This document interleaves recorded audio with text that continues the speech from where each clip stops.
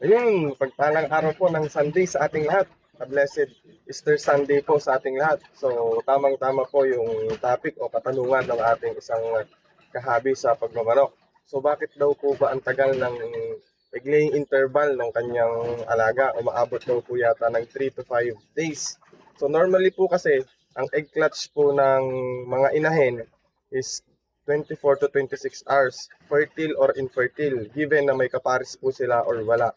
As long as nasa laying age na po sila.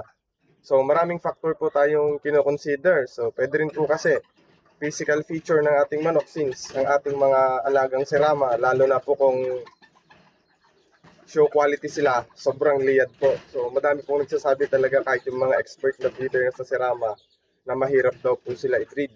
So ang ginagawa po ng iba is artificial insemination. So sa mga magagaling na po. So pwede rin pong nutritional. So nutritional, pwede rin po dahil sa kulang ng nutrisyon ng ating mga alaga.